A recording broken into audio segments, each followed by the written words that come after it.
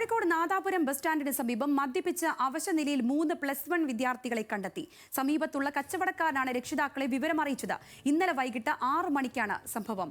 ഓർക്കാട്ടേരിയിലെ ഒരു കള്ള് ഷാപ്പിൽ നിന്നും ഉടമ നിർബന്ധിച്ച് മദ്യം നൽകിയെന്നാണ് കുട്ടികളുടെ വിശദീകരണം.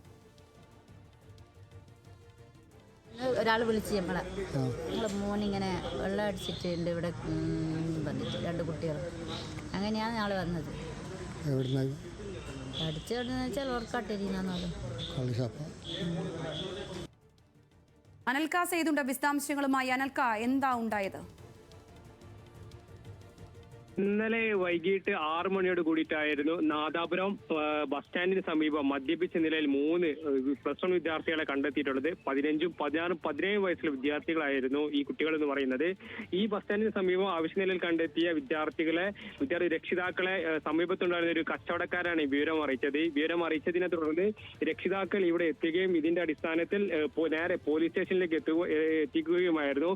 അവിടെ നിന്ന് പോലീസുകാർ ഈ കുട്ടികളെ അല്ലെങ്കിൽ ഇത്തരത്തിൽ ചോദിച്ചറിഞ്ഞതിന്റെ അടിസ്ഥാനത്തിലാണ് ഓർക്കാട്ടേരിയിലുള്ള ഒരു കള്ളുഷാപ്പിന്റെ ഉടമസ്ഥൻ ഇത്തരത്തിൽ നിർബന്ധിച്ച് മദ്യം കുടിപ്പിച്ചാണെന്ന ഒരു വിശദീകരണം കുട്ടികളുടെ ഭാഗത്ത് നിന്ന് ഉണ്ടാകുകയും ചെയ്തിട്ടുള്ളത്. അതോടൊപ്പം തന്നെ കുട്ടികളിൽ ഒരാളുടെ ഫോണിൽ നിന്ന് നോട്ടെണ്ണുന്നതിന്റെ ദൃശ്യങ്ങളും ഈ പോലീസ് കണ്ടെത്തുകയും ചെയ്തിട്ടുണ്ട്. അതായത് ഇതുമായി ബന്ധപ്പെട്ട് മറ്റ് കേസുകളൊന്നും എടുത്തിട്ടില്ലതാണ് ഇപ്പോൾ നമുക്ക് ലഭിക്കുന്ന വിവരം. ഇതോടൊപ്പം തന്നെ ഇതുമായി ബന്ധപ്പെട്ട് കുട്ടികളെ രക്ഷിതാക്കൾക്കൊപ്പം വീട്ടിലേക്ക് പറഞ്ഞേക്കുകയും ചെയ്തിട്ടുണ്ട്. സംഗീത. ശരി അനൽക്ക.